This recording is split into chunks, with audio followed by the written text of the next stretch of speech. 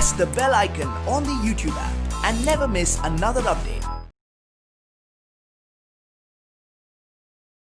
नमस्कार, आज मैं आपके सामने रहीम के दोहे प्रस्तुत करने जा रही हूँ। रहीम के दोहे मध्यकालीन कविता में आती है, रहीम के द्वारा लिखी गई है रहीम के दोहे। देखिए, इस पद में 8 जो दोहे रखी गई है। अब मैं इसे पहले पढ़ती हूँ, उसके बाद इसकी कठिन शब्दार्थ जो है आपको बता देती हूँ, आप लिख लीजिए। उसके बाद मतलब कठिन शब्दार्थ बताती हूँ, उसके बाद मैं इसके भावार्थ यानी इसे एक्सप्लेन करती हूँ।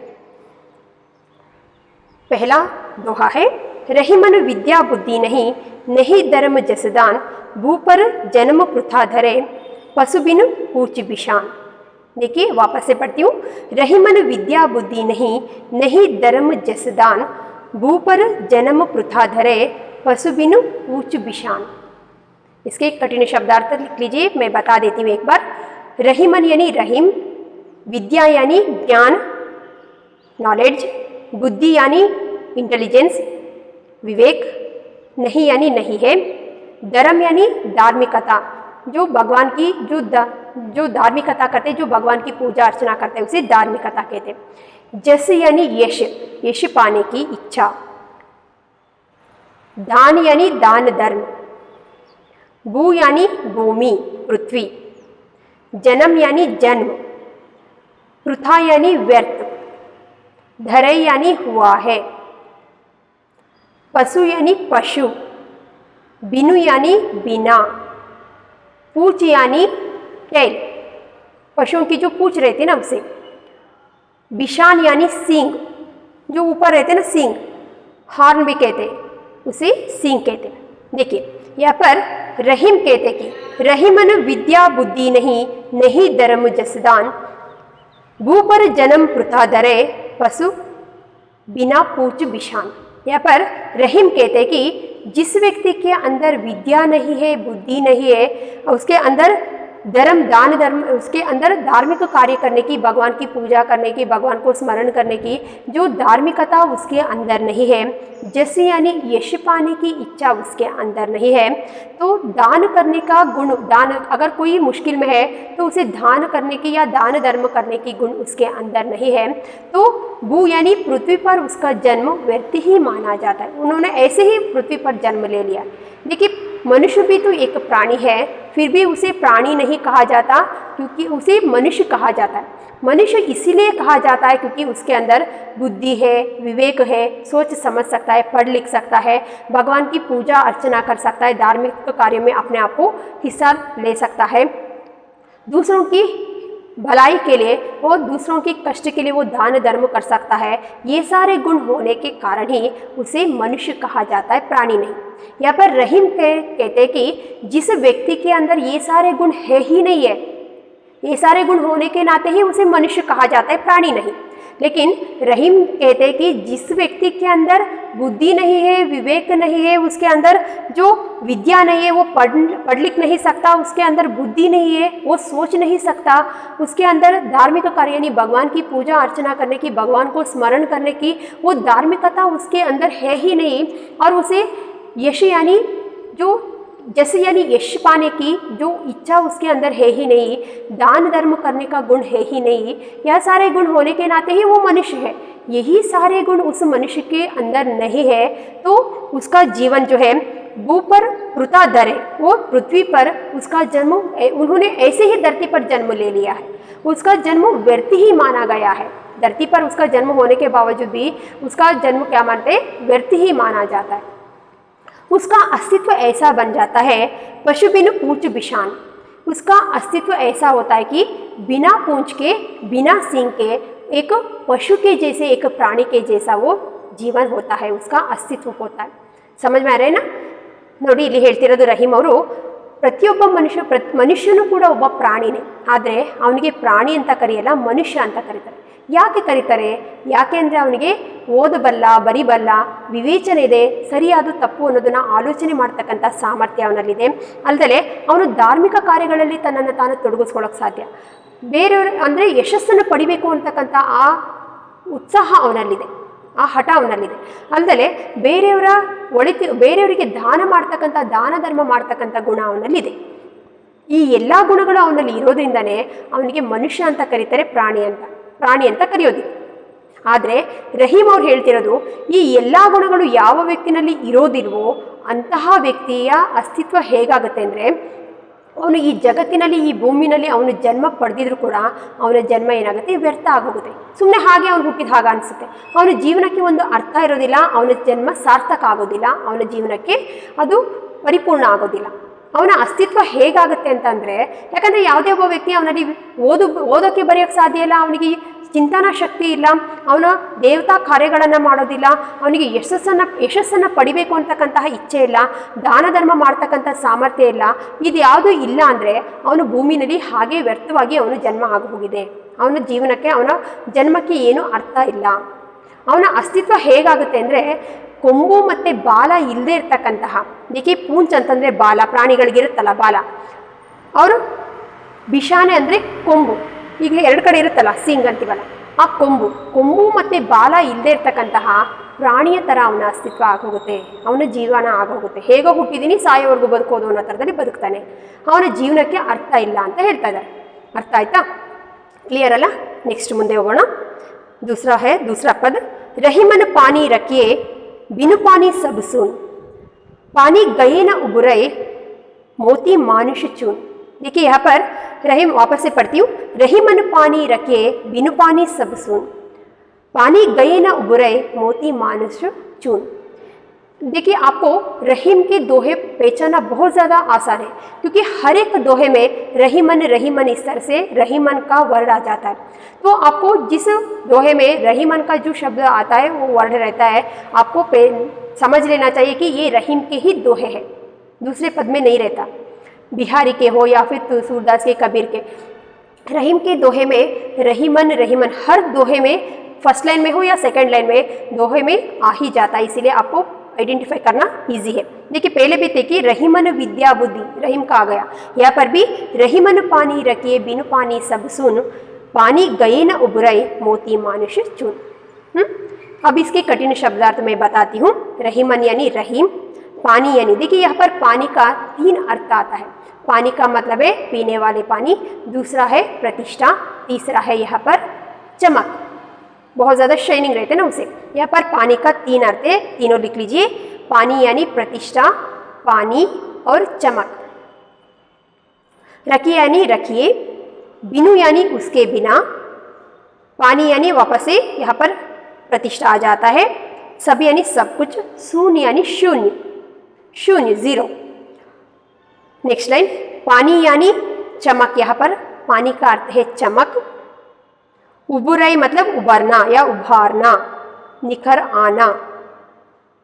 चून यानी चूना, जब हम लोग चूना जो पान खाने के लिए या पेंटिंग करने के लिए जो यूज़ करते हैं ना, दीवार पर लगाने के लिए, जब हम लोग जो पान खाते हैं उस पान की पत्ते के ऊपर जो उसे मलकर जो हम लोग उसे जो खाते हैं उसे चूना कहते हैं। अब मैं इसे एक्सप्लेन करती हूँ। रहीमन पानी रखे बिनु पानी सब सुन, पानी गए न उबरे मोती मानुष चून। देखिए रहीम कहते कि हर एक व्यक्ति के अंदर, हर एक मनुष्य के अंदर पानी यानी प्रतिष्ठा होना बहुत ज़्यादा ज़रूरी है। जिस व्यक्ति के अंदर प्रतिष्ठा नहीं है उसका अस्तित्व एक शून्य के समान होता है, उसका जीवन एक शून्य के जैसा बन जाता है, एक जीरो बन जाता है। इसीलिए उसका अस्तित्व ऐसा बन जाता है, पानी गए न उबरोए मोती मानुष चून। उसका अस्तित्व ऐसा बन जाता है बिना पानी, बिना चमक के मोती के जैसा। मोती यानी पर्ल, मोती यानी पर्ल, पर्ल यानी जो हम लोग पहनते हैं ना, जो समुद्र के नीचे मिलता है उसे मुत्तु ಅಂತ ಕನ್ನಡದಲ್ಲಿ ಹೇಳ್ತೀವಲ್ಲ ಅದು। बिना चमक के मोती के जैसा, बिना पानी की चूने के जैसा उसका अस्तित्व बन जाता है। देखिए चूना जो है पानी ढलने के बाद ही, पानी लगाने के बाद ही उसे कोई यूज़ के लिए होता है, उसे उपयोग के लिए आ जाता है, वरना तो एक पत्थर के जैसा रहता है, साफ मतलब बहुत ज़्यादा सफ़ेद रंग का आता है, वो पत्थर के जैसा ही बन जाता है, किसी चीज़ के लिए वो उपयोग में नहीं आता है। जब उसमें पानी डलते ही, पानी डालने के बाद वो पेस्ट बन जाता है, खाने के लिए भी यूज़ होता है पान के हिसाब से हम लोग जो खाते हैं, और पेंटिंग करने के लिए, दीवार पर लगाने के लिए भी तो वो उपयोग में बन जाता है, आ जाता है। यहाँ पर कहने का तात्पर्य यह है, जिस व्यक्ति के अंदर प्रतिष्ठा नहीं है उसका अस्तित्व एक शून्य के जैसा बन जाता है, उसका जीवन एक शून्य बन जाता है। उसका कोई मतलब ही नहीं, उसका अस्तित्व ऐसा बन जाता है बिना चमक के मोती के जैसा, बिना पानी के चूने के जैसा। जिस तरह से चमक से ही मोती का अस्तित्व रहता है, पानी से ही चूने का अस्तित्व रहता है, वैसे ही प्रतिष्ठा से ही मनुष्य का अस्तित्व बनता है। इसीलिए हर एक मनुष्य को प्रतिष्ठा होना बहुत ज़्यादा ज़रूरी है। समझ में आए ना? ಅರ್ಥ ಆಯ್ತಾ? ಇಲ್ಲಿ ನೋಡಿ, ಇಲ್ಲಿ ಪಾನಿ ಅಂತ ಅಂದರೆ ನೀರು ಅನ್ನೋದಕ್ಕೆ ಇಲ್ಲಿ 3 ಅರ್ಥ ಬರುತ್ತೆ. ರಹೀಮ್ ಅವರು 3 ಥರದಲ್ಲಿ ಅದನ್ನು ಅರ್ಥವನ್ನು ಹೇಳಿದ್ದಾರೆ. ಪಾನಿ ಅಂದರೆ ಕುಡಿತಕ್ಕಂಥ ನೀರು ಒಂದು, ಎರಡನೇದು ಪ್ರತಿಷ್ಠೆ, ಮೂರನೇದು ಹೊಳಪು, ಶೈನಿಂಗ್ ಇರ್ತಕ್ಕಂಥದ್ದು. ರಹೀಮ್ ಅವ್ರು ಹೇಳ್ತಿರೋದು ಪ್ರತಿಯೊಬ್ಬ ಮನುಷ್ಯನಿಗೆ ಪ್ರತಿಷ್ಠೆ ಅಂತಕ್ಕಂಥದ್ದು, ಸ್ವಾಭಿಮಾನ ಅಂತಕ್ಕಂಥದ್ದು, ಆತ್ಮಾಭಿಮಾನ ಅನ್ನತಕ್ಕಂಥದ್ದು ಬಹಳ ಮುಖ್ಯ. ಪ್ರತಿಷ್ಠೆ ಅನ್ನೋದು ಬಹಳ ಮುಖ್ಯ. ಯಾವ ವ್ಯಕ್ತಿನಲ್ಲಿ ಪ್ರತಿಷ್ಠೆ ಇರೋದಿಲ್ವೋ ಅವನ ಜೀವನ ಒಂದು ಸೊನ್ನೆಗೆ ಸಮಾನ, ಒಂದು ಶೂನ್ಯಕ್ಕೆ ಸಮಾನ ಆಗೋಗುತ್ತೆ. ಅವನ ಅಸ್ತಿತ್ವ ಹೇಗಾಗುತ್ತೆ ಅಂದರೆ, ಹೊಳಪೆ ಇಲ್ಲದೆ ಇರ್ತಕ್ಕಂಥ ಮುತ್ತಿನ ಥರ, ಮುತ್ತು ಅಂದರೆ ಗೊತ್ತಲ್ಲ, ಪರ್ಲ್, ಮುತ್ತಿನ ಸರ ಹಾಕೊಳ್ತೀವಲ್ಲ, ಅದು ನಾವು ತಗೊಳ್ಳುವಾಗ ಹೇಗೆ ತಗೊಳ್ತೀವಿ, ತುಂಬ ಶೈನಿಂಗ್ ಇರೋದು, ತುಂಬ ಹೊಳಪಾಗಿರೋದನ್ನು ನಾವು ಹುಡುಕಿ ತಗೊಳ್ತೀವಿ. ಅದಕ್ಕೆ ಬೆಲೆನೂ ಕೂಡ ಜಾಸ್ತಿ. ಯಾವುದೇ ತುಂಬ ಶೈನಿಂಗ್ ಇರುತ್ತೋ ಮುತ್ತು, ಅದಕ್ಕೆ ಬೆಲೆನೂ ಕೂಡ ಜಾಸ್ತಿ. ಅದೇ ಥರ ಹೇಗೆ ತುಂಬ ಹೊಳಪಿನಿಂದ ಮುತ್ತಿಗೆ ಬೆಲೆಯೋ, ಅದೇ ಥರದಲ್ಲಿ ನೀರಿನಿಂದ ಸುಣ್ಣದ ಕಲ್ಲಿಗೆ ಬೆಲೆಯೋ. ಸುಣ್ಣದ ಕಲ್ಲು ನೋಡಿದ್ದೀರಾ? ಬಿಳಿ ಬಿಳಿ ಕಲ್ಲಿರುತ್ತೆ, ಅಲ್ಲಲ್ಲಿ ಇಟ್ಕೊಳ್ತಾರೆ, ಈಗ ಕಾಣ್ತಾ ಇಲ್ಲ. ಮೊದಲು ಅದು ಮನೆಗೆ ಪೇಂಟ್ ಹೊಡೆಯೋದಕ್ಕೆ, ಸುಣ್ಣ ಹೊಡೆಯೋದಕ್ಕೆ ಯೂಸ್ ಮಾಡ್ತಿದ್ರು. ಅದಕ್ಕೆ ನೀರು ಹಾಕಿದಾಗ ಅಷ್ಟೇ ಅದು ಪೇಸ್ಟ್ ಆಗುತ್ತೆ. ನಾವು ಎಲೆಡಿಕೆ ಹಾಕೊಳ್ಳುವಾಗ ಅದು ತಿನ್ನೋದಕ್ಕೂ ಉಪಯೋಗಕ್ಕೆ ಬರುತ್ತೆ, ಮತ್ತು ಬಣ್ಣ ಹೊಡೆಯೋದಕ್ಕೆ ಅಥವಾ ಮನೆಗೆ ಸುಣ್ಣ ಹೊಡೆಯೋಕ್ಕೂ ಯೂಸ್ ಆಗುತ್ತೆ. ಅದು ನೀರು ಬಿದ್ದಾಗಷ್ಟೇ ಅದು ಉಪಯೋಗಕ್ಕೆ ಬರ್ತಕ್ಕಂಥದ್ದು. ಇಲ್ಲ ಅಂದರೆ ಅದು ಕೇವಲ ಬೇರೆ ಕಲ್ಲಿನ ಥರ, ಅದು ಒಂದು ಕಲ್ಲು, ಯಾವುದಕ್ಕೂ ಉಪಯೋಗಕ್ಕೆ ಬರಲ್ಲ. ಇಲ್ಲಿ ಹೇಳ್ತಕ್ಕಂಥ ಅರ್ಥ ಇಷ್ಟೇ, ಪ್ರತಿಯೊಬ್ಬ ಮನುಷ್ಯನಿಗೆ ಪ್ರತಿಷ್ಠೆ ಅನ್ನೋದು ಬಹಳ ಮುಖ್ಯ. ಯಾವ ವ್ಯಕ್ತಿನಲ್ಲಿ ಪ್ರತಿಷ್ಠೆ ಇರೋದಿಲ್ವೋ ಅವನ ಅಸ್ತಿತ್ವ ಹೇಗಾಗುತ್ತೆ ಅಂದರೆ ಒಂದು ಸೊನ್ನೆಯ ಥರ ಅಥವಾ ಒಂದು ಶೂನ್ಯಕ್ಕೆ ಸಮಾನ ಆಗುತ್ತೆ. ಅವನ ಅಸ್ತಿತ್ವ ಹೇಗಾಗುತ್ತೆ ಅಂದರೆ ಹೊಳಪೇ ಇಲ್ಲದೆ ಇರ್ತಕ್ಕಂತಹ ಮುತ್ತಿನ ಥರ, ನೀರೇ ಇಲ್ಲದೆ ಇರ್ತಕ್ಕಂಥ ಸುಣ್ಣದ ಕಲ್ಲಿನ ಥರ ಆಗುತ್ತೆ.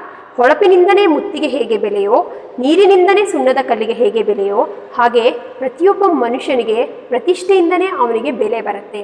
ಹಾಗಾಗಿ ಪ್ರತಿಯೊಬ್ಬ ವ್ಯಕ್ತಿಗೂ ಪ್ರತಿಷ್ಠೆ ಅಂತಕ್ಕಂಥದ್ದು, ಆತ್ಮಾಭಿಮಾನ ಅಂತಕ್ಕಂಥದ್ದು ಅದು ಬಹಳ ಮುಖ್ಯ ಅಂತ ಹೇಳ್ತಾ ಇದ್ದಾರೆ. ಅರ್ಥ ಆಯ್ತಾ? ನೆಕ್ಸ್ಟ್ ನೋಡೋಣ. रहीमन कठिन चितातते चिंता को चित चेत, चिता दहित निर्जीव को चिता जीव समेत. देखिए रहीमन यहाँ पर भी रहीमन आ गया. रहीमन कठिन चितातते चिंता को चित चेत, चिता दहित निर्जीव को चिंता जीव समेत. देखिए यहाँ पर कठिन शब्दार्थ लिख लीजिए. रहीमन यानी रहीम, चितात यानी चिता. चिता का मतलब है जब हम मरते हैं तो लकड़ी की जो सेज सजाई जाती है उसके ऊपर हमारे जो देह को रखकर जो जलाए जाते हैं उसे चिता कहते हैं. चितात यानी चिता, चिंता यानी चिंता, जब हम लोग चिंता करते हैं ना उसे. चित्त यानी मन, चेत यानी चेतना. चिता यानी चिता ही है. दहित यानी जलाना. निर्जीव यानी जिस जीव जो नहीं रहता, जो निर्जीव यानी मृतक शरीर, डेड बॉडी. चिंता यानी चिंता, जीव यानी प्राण, समेत यानी साथ, प्राण के साथ. अब देखिए रहीमन कठिन चितातते चिंता को चित चेत, चिता दहित निर्जीव को चिंता जीव समेत. रहीम कहते कि चिता और चिंता में एक शून्य का ही अंतर रहता है. देखिए चिता किस तरह से रहते हैं. चिता ये हो गई चिंता. देखिए चिता और चिंता में सिर्फ एक शून्य का ही अंतर रहता है, सिर्फ एक बिंदी आ जाता है. चिता और चिंता में एक शून्य का ही अंतर रहता है. फिर भी चिंता जो है चिता से बहुत ज़्यादा ताकतवर, बहुत ज़्यादा प्रबल माना गया है. क्योंकि चिता जब मनुष्य मरने के बाद उसके निर्जीव देह को जलाता है तो चिंता क्या करते, जब मनुष्य जीवित रहता है तभी उसके अंदर सोचने समझने की जो क्षमता है उसकी सारी बुद्धि सामर्थ्य को नाश कर देती है. उसके अंदर जो विद्या है, बुद्धि है, चेतना है, होश है, वो सब कुछ तो एकदम से जब जीवित रहता है तभी उसे नाश कर देता है. इसीलिए चिंता को चिता से बहुत ज़्यादा ताकतवर माना गया है. सिर्फ एक शून्य का ही अंतर क्यों ना हो जाए, लेकिन चिंता जो है चिता से 100 गुना ज़्यादा उसमें क्या है मतलब उसमें ज़्यादा ताकतवर माना गया है, उसमें बहुत ज़्यादा ताकत है, बहुत ज़्यादा प्रबलशाली है, ऐसा माना है। क्योंकि चिता जो है जब वो मनुष्य मरने के बाद उसके निर्जीव देह को जलाती है, तो चिता जब वो मनुष्य जीवित रहता है तभी उसके शरीर को जला दे, उसके जब वो जिंदा लाश बनकर रह जाता है, उसके अंदर की विद्या, बुद्धि, चेतना, ये सब जो है, होश जो है, वो बिल्कुल भी जला देता है, नष्ट कर देता है। इसीलिए जीवन में कभी भी मनुष्य को चिंता नहीं करना चाहिए। समझ में आया ना? ಇಲ್ಲಿ ನೋಡಿ, ಚಿತೆ ಈ ದೋಹೆನಲ್ಲಿ ರಹೀಮ್ ಅವ್ರು ಹೇಳೋದು, ಚಿತೆ ಮತ್ತು ಚಿಂತೆಗೆ ಕೇವಲ ಒಂದು ಶೂನ್ಯ ಅಷ್ಟೇ ಅಂತರ ಇದೆ। देखिए एक बिंदी का ही अंतर है, एक शून्य का ही अंतर है। तो चिता क्या करती है, फिर भी चिंता जो है चिता से बहुत ज़्यादा ताकतवर माना गया। ಚಿತೆ ಮತ್ತು ಚಿಂತೆಗೆ ಒಂದು ಶೂನ್ಯ ಅಷ್ಟೇ ಅಂತರ ಇರ್ತಕ್ಕಂಥದ್ದು, ವ್ಯತ್ಯಾಸ ಇರುತ್ತೆ। ಆದರೆ ಚಿಂತೆ ಅಂತಕ್ಕಂಥದ್ದು ಚಿತೆಗಿಂತ ಬಹಳ ಪ್ರಬಲವಾಗಿರೋದು, ಬಹಳ ಶಕ್ತಿಶಾಲಿಯಾಗಿರೋದು ಅನ್ನೋದು ಪ್ರೂವ್ ಆಗಿದೆ। ಹೇಗೆ ಅಂದರೆ, ಚಿತೆ ಅಂತಕ್ಕಂಥದ್ದು ಮನುಷ್ಯ ಸತ್ತಾಗ ಅವನ ನಿರ್ಜೀವ ದೇಹವನ್ನು, ಅಂದರೆ ಜೀವ ಇಲ್ಲದೇ ಇರ್ತಕ್ಕಂತಹ ದೇಹವನ್ನು ಸುಟ್ಟರೆ, ಚಿಂತೆ ಅಂತಕ್ಕಂಥದ್ದು ಮನುಷ್ಯ ಬದುಕಿರುವಾಗಲೇ ಅವನ ಬುದ್ಧಿ, ಸಾಮರ್ಥ್ಯ, ವಿವೇಕ, ಅವನಲ್ಲಿರ್ತಕ್ಕಂಥ ಎಲ್ಲ ಚೇತನವನ್ನು, ಅವನ ಎಲ್ಲ ಸಾಮರ್ಥ್ಯವನ್ನು ಅದೇನು ಮಾಡುತ್ತೆ, ನಾಶ ಮಾಡಿ ಹಾಕುತ್ತೆ। ಅವನು ಬದುಕಿದ್ದಾಗಲೂ ಕೂಡ ಒಂದು ಸತ್ತ ಹೆಣ ಥರ ಇರ್ತಾನೆ। ಅರ್ಥ ಆಗ್ತಿದೆಯಾ? ಹಾಗಾಗಿ ಜೀವನದಲ್ಲಿ ಯಾವಾಗಲೂ ಕೂಡ ಚಿಂತೆಯನ್ನು ಮಾಡಬಾರ್ದು ಅಂತ ರಹೀಮ್ ಅವರು ಹೇಳ್ತಾ ಇದ್ದಾರೆ। ಕ್ಲಿಯರ್ ಅಲ್ಲ? ನೆಕ್ಸ್ಟ್ ನೋಡೋಣ। निज कर क्रिया रहीम कही, सुधी भावी के हाथ, पासे अपने हाथ में, दावना अपने हाथ। वापस से पढ़ती हूँ। निज कर क्रिया रहीम कही, सुधी भावी के हाथ, पासे अपने हाथ में, दावना अपने हाथ। देखिए यहाँ पर पहले कठिन शब्दार्थ में बताती हूँ। निज यानी अपने, क्रिया यानी काम, रहीम यानी देखिए वापस से आ गया रहीम को, सुधी यानी फल, रिजल्ट, भावी यानी भाग्य या भगवान, हाथ यानी भगवान के हाथ, पासे, पासे का मतलब है डाइस। डाइस देखिए, जो जब हम लोग खेल खेलते हैं उसमें जो ऐसे डाइस का डालते हैं ना, जो खेलने के लिए जो उपयोगी होते हैं उसे डाइस कहते हैं। पासे मतलब डाइस। दाव यानी चाल, जब हम उसे खेलते हैं तो 2 गिरता है, 4 गिरता है, तो हम लोग 2 चाल चलते हैं, 4 चाल चलते हैं ना, उसे चाल कहते हैं। दाव यानी चाल। ठीक है। अब देखिए, निज कर क्रिया रहीम कही, सुधी भावी के हाथ, पासे अपने हाथ में, दावना अपने हाथ। यहाँ पर रहीम कहते कि मनुष्य को अपना काम स्वयं करना चाहिए, सच्चे क्रिया यानी सच्चे काम करते जाना चाहिए। जीवन में उसे अपना काम खुद करना चाहिए। सारा काम जो भी काम करता है सच्चे मन से, जो अच्छे काम करते जाना चाहिए। जो वो काम करता है उसका फल देने वाला, उसका फल निर्धारित करने वाला कौन है? भगवान है। अगर मैंने ये काम कर लिया, उसके बदले में मुझे क्या रिटर्न गिफ्ट मिलेगा, इसके बारे में उसे नहीं सोचना चाहिए। उसे जो अपना काम किया है, सच्चे मन से जो भी उन्होंने काम किया है, कार्य किया है, क्रिया किया है, उसका फल देने वाला, निर्धारित करने वाला कौन है? भगवान है। जिस तरह से देखिए, जीवन एक द्युति क्रेड के जैसा है, वो एक खेल के जैसा है। खेल में पासा यानी डाई, जो आपके हाथ में रहते ना, डाई जो हम लोग डालते हैं, तो वो डाई जो है, वो पासा तो आपके हाथ में ही रहता है, और डालने वाले भी तो आप ही है। लेकिन उसमें क्या निकलेगा, 2 आएगा, 4 आएगा, 5 आएगा, 6 आएगा, 8 आएगा, ये निर्धारित करने वाला कौन है? भगवान है। इसीलिए आपको जीवन में अपना काम खुद करना चाहिए, सच्चे काम करते जाना चाहिए, अच्छे काम करते जाना चाहिए। जो भी आपका काम के जो फल है उसको निर्धारित करने वाला भगवान है। ಅರ್ಥ ಆಯ್ತಾ? ನೋಡಿ, ಇಲ್ಲಿ ರಹೀಮ್ ಅವ್ರು ಹೇಳ್ತಾ ಇರೋದು, ನಮಗೆ ಜೀವನದಲ್ಲಿ ನಿಮ್ಮ ಕೆಲಸವನ್ನು ನೀವು ಅಚ್ಚುಕಟ್ಟಾಗಿ ಮಾಡ್ಕೊಂಡು ಹೋಗಬೇಕು। ನಿಮ್ಮ ಕೆಲಸವನ್ನು ನೀವು ಮಾಡ್ಕೊಂಡು ಹೋಗಬೇಕು, ಯಾವುದೇ ಸ್ವಾರ್ಥತೆ ಇಲ್ಲದೆ। ನಾನು ಈ ಕೆಲಸ ಮಾಡಿದ್ರಿಂದ ನನಗೇನು ಫಲ ಸಿಗುತ್ತೆ ಅನ್ನೋದನ್ನು ನೀವು ಯೋಚನೆ ಮಾಡೋದು ಬೇಡ। ಯಾಕಂದರೆ ನಿಮ್ಮ ಕಾರ್ಯಕ್ಕೆ ತಕ್ಕಂತಹ ಫಲವನ್ನು ನಿರ್ಧಾರ ಮಾಡೋನು, ಕೊಡೋನು ಭಗವಂತ। ಜೀವನ ಅನ್ನೋದು ಒಂದು ಪಗಡೆಯ ಆಟ ಇದ್ದ ಹಾಗೆ, ನಾವು ಪಗಡೆ ಆಟ ಆಡ್ತೀವಲ್ಲ, ಆ ಪಗಡೆ ಆಟ ಇದ್ದ ಹಾಗೆ। ಅದರಲ್ಲಿ ಆಟ ಆಡುವಾಗ ಮುಖ್ಯವಾಗಿ ಬೇಕಾಗಿರೋದೇನು? ದಾಳ, ಡೈ ಅಂತ ಏನು ಹೇಳ್ತೀವಲ್ಲ, ಕವಡೆ ಇರ್ಬೋದು, ಡೈ ಇರ್ಬೋದು, ಡೈಸ್ ಇರ್ಬೋದು, ಅದನ್ನು ನಾವು ಹಾಕೋರು ನಿಮ್ಮ ಕೈಯಲ್ಲೇ ಇರುತ್ತೆ, ಹಾಕೋರು ನೀವೇ ಆಗಿರ್ತೀರಾ। ಆದರೆ ಆ ಹಾಕುವಾಗ ನಿಮಗೆ ಏನು ಬರಬೇಕು? ಕೆಲವರು ಹೇಳ್ತಿರ್ತಾರೆ 2 ಬೀಳಿಸ್ಕೊ, 2 ಬೀಳಿಸ್ಕೊ, 2 ಬೀಳಿಸ್ಕೊ, ನಿನ್ನೆ 4 ಬೇಕು, 4 ಬೀಳಿಸ್ಕೊ ಅಂತ। ಆದರೆ ನಾವು ಅಂದ್ಕೊಂಡಿರೋದು ನಮ್ಮ ಕೈಯಲ್ಲೇ ಆ ಡೈಸ್ ಇದ್ರೂ ಕೂಡ ಅದು ಬೀಳೋದಿಲ್ಲ, ಯಾಕಂದರೆ ಅದು ನಮ್ಮ ಕೈಯಲ್ಲಿಲ್ಲ। ನಿಮ್ಮ ಕೈಯಲ್ಲಿ ದಾಳನೂ ಇರುತ್ತೆ, ಹಾಕೋರು ನೀವೇ ಆಗಿರ್ತೀರಾ. ಆದರೆ ಏನು ಬೀಳಬೇಕು ಅನ್ನೋದು, ಮುಂದಿನ ಆಟ ಏನು ನಿರ್ಧಾರ ಆಗಬೇಕು ಅನ್ನೋದು, ಆ ಆಟವನ್ನು ನಡೆಸ್ತಕ್ಕಂತಹ ಏನು ಬೀಳಬೇಕು ಅಂತಕ್ಕಂಥದ್ದು ಇದೆಯಲ್ಲ, ಅದು ಭಗವಂತ ನಿರ್ಧಾರ ಮಾಡ್ತಾನೆ. ಹಾಗಾಗಿ ನೀವು ನಿಜವಾದಂತಹ ಒಳ್ಳೆಯ ಸ್ವಾರ್ಥತೆ ಇಲ್ಲದೆ ಇರೋದ್ರಲ್ಲಿ ನೀವು ಒಳ್ಳೆಯ ಕೆಲಸಗಳನ್ನಷ್ಟೇ ಮಾಡಬೇಕು. ಆ ಕೆಲಸಕ್ಕೆ ಪ್ರತಿಫಲ ಕೊಡ್ತಕ್ಕಂಥವನು ಭಗವಂತ ಅಂತ ಹೇಳಿ ರಹೀಮ್ ಅವರು ಹೇಳ್ತಾ ಇದ್ದಾರೆ. ಅರ್ಥ ಆಯ್ತಾ? ನೆಕ್ಸ್ಟ್ देखिए. हाँ, रहीमन गली है सांकरी दूजो ना टहराही, अपो अहे तो हरी नहीं, हरी तो अपुन नहीं. वापस से पढ़ती हूँ. रहीमन गली है सांकरी दूजो ना टहराही, अपो अहे तो हरी नहीं, हरी तो आपुन नहीं. देखिए यहाँ पर पहले कठिन शब्दार्थ बता देती हूँ. रहीमन देखिए, रहीम क्या कहते हैं? गली यानी प्रेम की मार्ग या भगवान का पाने का रास्ता. सांकरी यानी संकीर्ण, बहुत ज़्यादा संक्षिप्त. टहराही का मतलब है ठहरना. अपू यानी अहंकार, मैं हूँ, इस तरह के जो अहंकार रहते हैं ना, उसे अपू का मतलब है अहंकार. अहे यानी है, हरि यानी भगवान, नहीं यानी भगवान नहीं है, हरि यानी वापस से भगवान है. अपुन यानी घमंड, जो अहंकार रहता है. नहीं, नाही यानी नहीं. देखिए रहीम कहते हैं कि भगवान को पाने की रास्ता जो है बहुत ज़्यादा कठिन है. जो निरंतर साधना करता है उसी को ही भगवान मिलता है. भगवान की जो प्रेम की मार्ग है, भगवान को पाने की जो रास्ता है, बहुत ज़्यादा कठिनाइयों से भरा हुआ है, बहुत ज़्यादा संकीर्ण है, बहुत ज़्यादा संक्षिप्त है, बहुत ज़्यादा क्लिष्टकर है, बहुत ज़्यादा कठिन है. तो भगवान को पाने के रास्ते के अलावा दूसरा कुछ भी नहीं है. तो निरंतर जो साधना करता है उसी को ही भगवान प्राप्त होता है. अगर दूसरा लाइन है, अपू अहे तो हरि नहीं, हरि तो आपुन नहीं.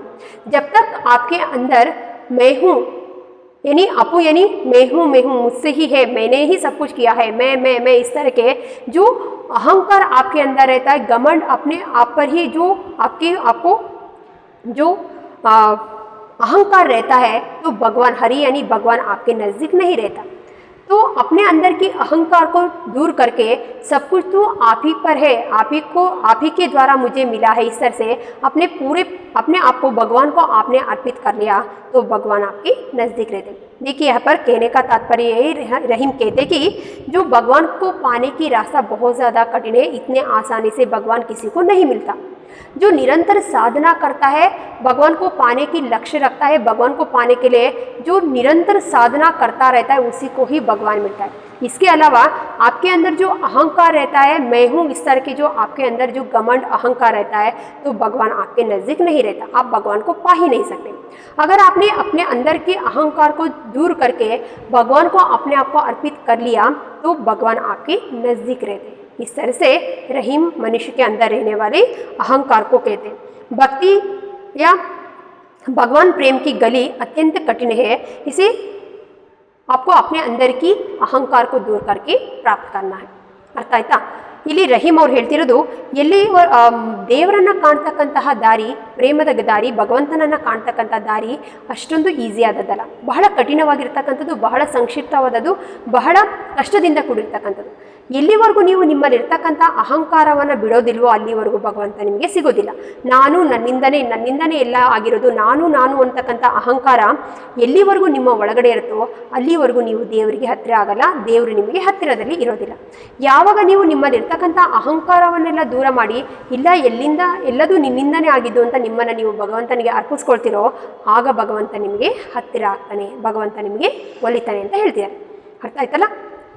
नेक्स्ट नोड़ना. रहीमन जी हुआ बावरी कही गई सर्ग पताल, अपू तो कहीं भीतर रही जूती कात कपाल. वापस से पढ़ती हूँ. रहीमन जी हुआ बावरी कही गई सर्ग पताल, अपू तो कहीं भीतर रही जूती कात कपाल. इसके कठिन शब्दार्थ बताती हूँ. रहीमन यानी रहीम, जीह्वा यानी जीभ, जो टंग है ना उसे जीभ. बावरी यानी पागल, कही यानी कहना, गई यानी जाना, कही गई मतलब कहकर गई है, कह जाती है. सरग यानी स्वर्ग, पताल यानी जमीन के नीचे जो पाताल रहते हैं ना उसे पताल कहते हैं. अपू यानी स्वयं, भीतर यानी अंदर, अंदर भीतर रही यानी अंदर रह जाना, जूती यानी जूता, खात यानी खाना, कपाल यानी खोपड़ी सिर। देखिए रहीमन कहते कि रहीमन जीवा यानी रहीम कहते कि मनुष्य की जीभ जो है बहुत ज़्यादा पागल है, वो बिना सोचे समझे कुछ भी बोल देता है। क्योंकि देखिए एक बार मुंह से जो शब्द निकलते हैं उसे हम वापस नहीं ले सकते, इसीलिए जो भी बोलते हैं बोलने से पहले हमें 100 बार सोचना चाहिए, सोच समझ कर आपको बोलना चाहिए। ये समय के हिसाब से जो मैं बोल रहा हूँ वो सही है या नहीं, वो उसके हिसाब से आपको थोड़ा सा सोच समझ कर ही शब्दों को उपयोग करना चाहिए। यहाँ पर रहीम कहते कि मनुष्य का जीभ जो है पागल है, बिना सोचे समझे कुछ भी बोल देता है, वो स्वर्ग को भी पाताल कह देता है। मतलब कहने का तात्पर्य है उल्टा सीधा जो भी मुंह में आता है तुरंत बक देता है, तुरंत बोल देता है। बोलकर क्या करता है, अपू तो कहीं भीतर रही जूती खात कपाल, बिना सोचे समझे कुछ भी बोलकर वो जुबान के अंदर मुंह के अंदर जाकर चुप जाता है। जीभ कहाँ रहते हैं, मुंह के अंदर, वो कुछ भी बिना सोचे समझे बोलकर मुंह के अंदर जुबान के अंदर जाकर वो चुप जाता है। तो बिना सोचे समझे कहने का परिणाम, अगर बिना सोचे समझे कुछ भी उल्टा सीधा बोल लिया तो लोग थोड़े ना चुप रहते हैं। जूती खात कपाल, लोग आपके सिर को जूते से मारते, इस तरह से रहीम कह रहे, मैं नहीं। समझ में आया ना? ಇಲ್ಲಿ ನೋಡಿ ರಹೀಮ್ ಅವ್ರು ಹೇಳ್ತಿರೋದು ಮನುಷ್ಯನ ನಾಲಿಗೆ ಅಂತಕ್ಕಂಥದ್ದು ಬಹಳ ಹುಚ್ಚು ಇದ್ದ ಹಾಗೆ, ಸ್ವಲ್ಪನೂ ಯೋಚನೆ ಮಾಡದೆ ಏನು ಮಾಡುತ್ತೆ, ಅದು ಟಟ್ ಅಂತ ಏನಾರೋ ಹೇಳ್ಬಿಡುತ್ತೆ, ಸ್ವರ್ಗನು ಪಾತಾಳ ಅಂತ ಹೇಳುತ್ತಂತೆ। ಹೇಳುವಾಗ ಸ್ವಲ್ಪನೂ ಯೋಚನೆ ಮಾಡಲ್ಲ, ಯಾಕಂದರೆ ನಮ್ಮ ಬಾಯಿನಿಂದ ಹೊರಟಂತಹ ಶಬ್ದ ಆ ವಾಣಿನ ನಾವು ಪುನಃ ತಗೊಳ್ಳೋಕ್ಕೆ ಸಾಧ್ಯ ಇಲ್ಲ। ಹಾಗಾಗಿ ಯೋಚನೆ ಮಾಡಿ ಮಾತಾಡೋ ಮೊದಲು ಆಲೋಚನೆ ಮಾಡಿ ಪದಪ್ರಯೋಗ ಮಾಡಬೇಕು, ಮಾತಾಡಬೇಕು। ಇಲ್ಲಿ ರಹೀಮ್ ಹೇಳ್ತಿರೋದು ಮನುಷ್ಯನ ನಾಲ್ಗೆ ಎಷ್ಟು ಹುಚ್ಚಿದ ಹಾಗೆ ಅಂದರೆ ಸ್ವಲ್ಪನೂ ವಿವೇಚನೆ ಇಲ್ದಲೆ ತಟ್ಟಂತ ಹೇಳುತ್ತೆ, ಸ್ವರ್ಗವನ್ನು ಪಾತಾಳ ಅಂತ ಹೇಳುತ್ತೆ। ಹೇಳ್ಬಿಟ್ಟು ಏನು ಮಾಡುತ್ತೆ, ಬಾಯಿಯ ಒಳಗಡೆ ಹೋಗಿ ಅದು ಅಡ್ಕೊಂಡು ಕೂಡುತ್ತೆ। ಸ್ವಲ್ಪನೂ ಯೋಚನೆ ಮಾಡದೆ ಏನಂದ್ರೆ ಅದು ಹೇಳಿದ್ರೆ ಜನ ಸುಮ್ಮನಿರ್ತಾರ, ಚಪ್ಪಲಿ ತಗೊಂಡು ನಿಮ್ಮ ತಲೆಗೆ ಹೊಡಿತಾರೆ ಅಂತ ರಹೀಮ್ ಅವರು ಹೇಳ್ತಾ ಇದ್ದಾರೆ। ಅರ್ಥ ಆಯ್ತಾ? ನೆಕ್ಸ್ಟ್ ನೋಡೋಣ। ದನಿ ರಹೀಮ್ ಜಲ पंख ಲಘುಜಿಯ पियत अघाई उदुदी बड़ाई कौन है जगत पियासो जाए। वापस से पढ़ती हूँ। दनी रहीम, देखिए यहाँ पर वापस से रहीम का नाम आ गया। दनी रहीम जल पंख को लघुजी पियत अघाई उदुदी बड़ाई कौन है जगत पियासो जाए। देखिए यहाँ पर वापस से कठिन शब्दार्थ आप लिख लीजिए। दनी रहीम यानी रहीम को कहते, जल यानी पानी, पंख यानी कीचड़ जो तालाब में रहते हैं ना, तालाब के अंदर कीचड़। लघु यानी छोटा, जी यानी जीव, लघु यानी छोटा, जी यानी जीव, पियत यानी पीना, अघा यानी तृप्त होना, पानी पीकर तृप्त होना। उदुदी मतलब सागर, समुंदर। बड़ाई यानी वो कौन सी बड़ी बात है, मतलब इतनी बड़ी है, सागर इतना बड़ा है, सागर से बड़ा कोई नहीं है। बड़ाई कौन है, सागर से बड़ा कोई नहीं है, कौन है, इस तरह से पूछ रहे हैं। जगत यानी संसार, प्यासो यानी प्यासा, जाय यानी जाना। ठीक है, देखिए यहाँ पर रहीम कहते कि धनी रहीम जल पंख को लघुजी पियत अघाई उदुदी बड़ाई कौन है जगत प्यासो जाय। रहीम कहते कि छोटे से कीचड़ से भरा हुआ तालाब को ही वो धन्य मानते हैं। तो छोटे से कीचड़ से भरे हुए तालाब को वो धन्य इसीलिए मानते हैं क्योंकि भले ही उसमें कीचड़ क्यों ना भरा हो, लेकिन उसकी पानी मीठा होने के नाते उस जलाशय में रहने वाले छोटे छोटे जलचर प्राणी को, जीव राशि को वो पानी पिलाता है। संसार के कोई भी व्यक्ति उस जलाशय के पास जाता है, जो प्यासा जाता है, तो वो उसकी प्यास को बुझाने की क्षमता, शक्ति किसके अंदर है, उस छोटे से कीचड़ से भरे हुए जलाशय के अंदर है। लेकिन उदुदी यानी सागर कितना गहरा है, कितना विशाल है, जहाँ पर भी नजरें घुमाते हो वो पानी ही पानी दिखाई देता है। इतना विशाल, इतना गहरा होने के बावजूद भी सागर की, समुद्र की पानी खारा होने के नाते, खारा यानी साल्टी, नमकीन होने के नाते किसी की, संसार की, जगत प्यासो जाए, जगत की किसी भी व्यक्ति की प्यास बुझाने की शक्ति उस समुद्र में नहीं है, उस सागर में नहीं है। कोई भी प्यासा समुद्र के किनारे खड़ा रहता है, अगर वो प्यासा है तो प्यास बुझाने की शक्ति समुद्र में नहीं है। इसीलिए गात्र में भले ही छोटा क्यों ना हो जाए, कीचड़ ही क्यों ना हो जाए, कीचड़ से भरे हुई छोटे से जलाशय को ही यहाँ पर रहीम धन्य मानते हैं, क्योंकि संसार के किसी भी व्यक्ति की प्यास को बुझाने की शक्ति उस छोटे से कीचड़ से भरे हुई तालाब में है। उदाहरण मान लीजिए, हमारे दावणगेरे में रहने वाले जो कुंदवाड़ लेक है, वो कितने गात्र में छोटा है, उसमें क्या है, कीचड़ भरा है। लेकिन सागर की तुलना में, सागर में कीचड़ नहीं रहता, उसमें रेत रहता है, बालू रहते हैं। तो सागर समुंदर और हमारे कुंदवाड़ लेक की कोई तुलना है ही नहीं है गात्र में भी तो। लेकिन समुंदर में कीचड़ नहीं रहता, कुंदवाड़ लेक में क्या है, उसमें कीचड़ है। लेकिन फिर भी किसी पूरे दावणगेरे को वो पीने के लिए पानी को वो क्या करता है, देता है। समझ में आ रहा है ना? कहने का तात्पर्य यह है कि गात्र में भले ही छोटा क्यों ना हो जाए, कीचड़ ही क्यों ना भरा हो उस तालाब में, लेकिन संसार के किसी भी व्यक्ति की प्यास को बुझाने की क्षमता, शक्ति उसके अंदर है।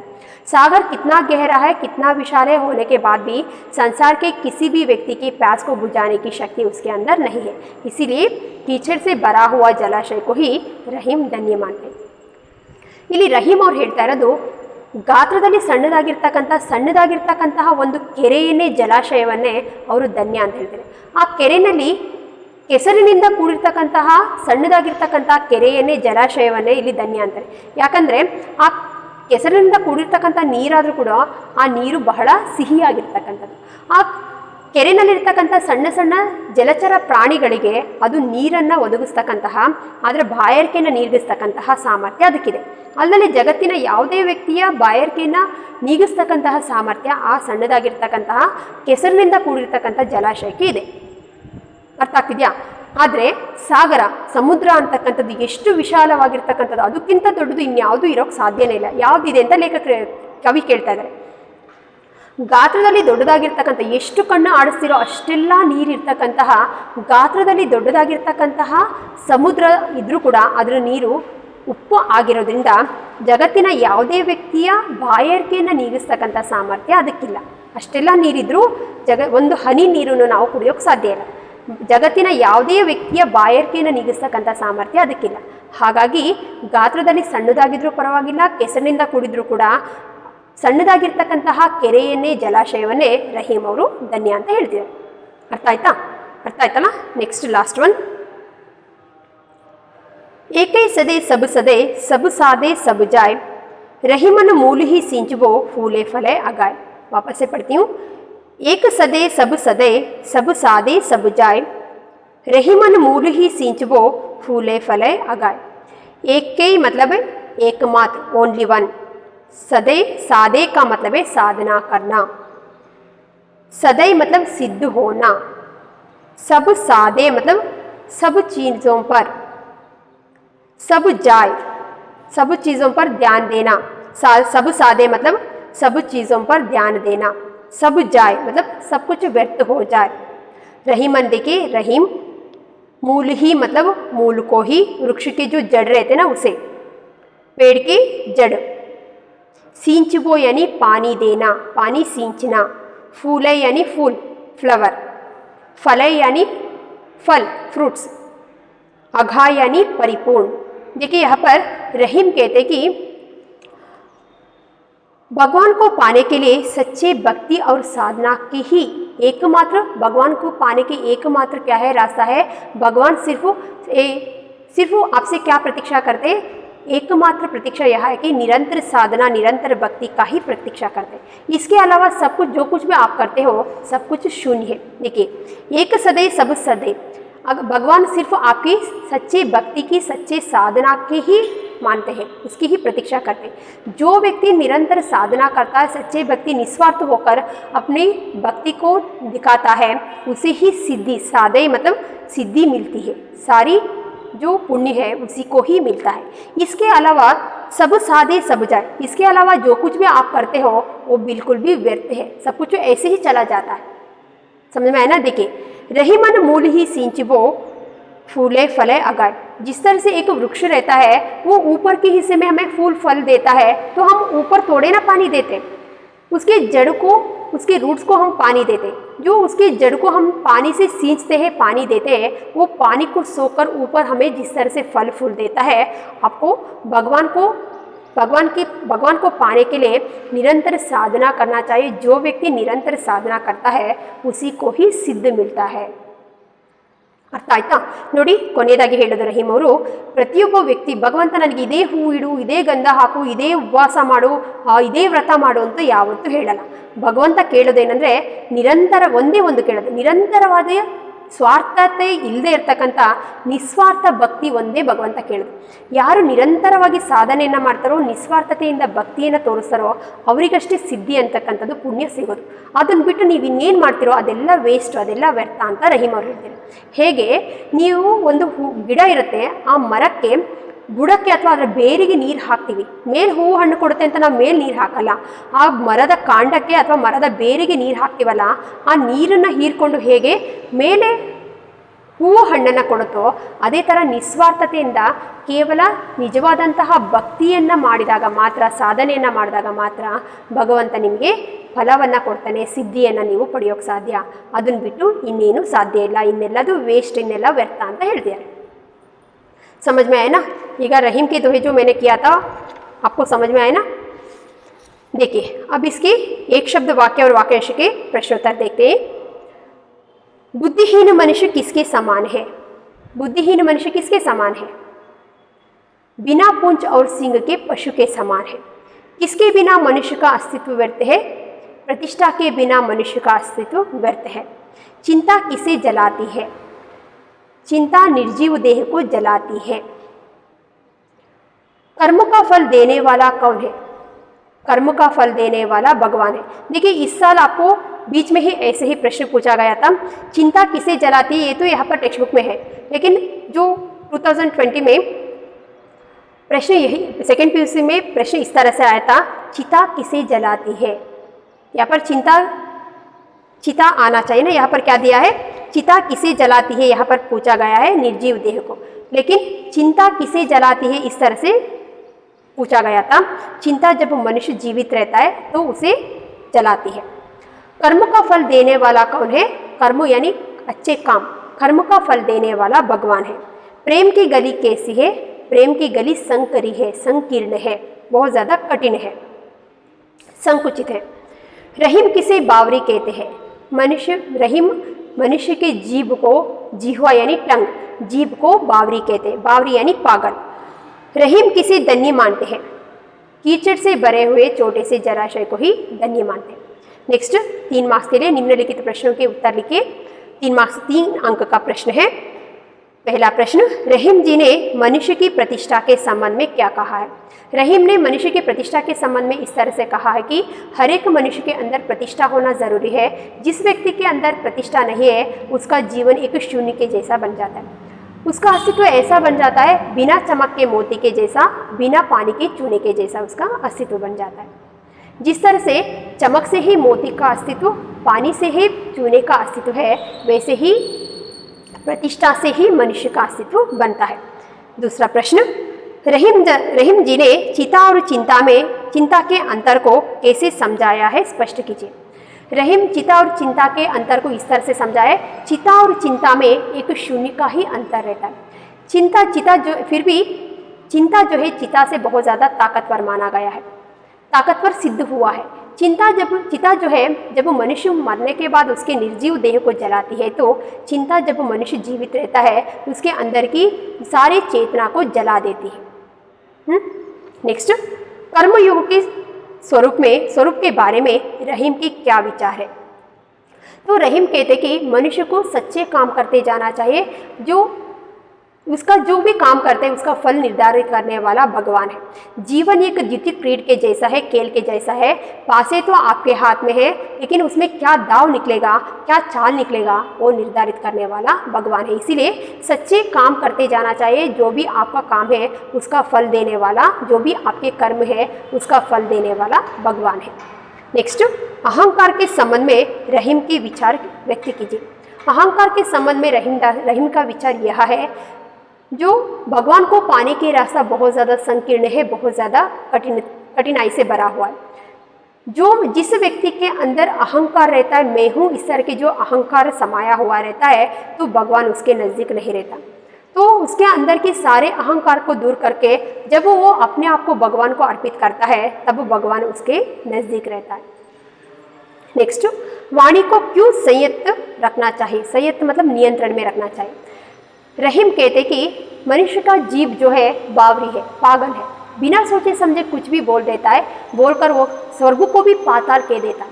वो कहकर मुंह के अंदर जाकर चिप जाता है। बिना सोचे समझे कहने का परिणाम क्या होता है कि लोग जूते से आपकी खोपड़ी को मारते हैं। इसीलिए बोलने से पहले आपको 100 बार सोचना चाहिए, आपकी वाणी पर नियंत्रण रखना, वाणी पर संयंत्र रखना चाहिए, नियंत्रण रखना चाहिए।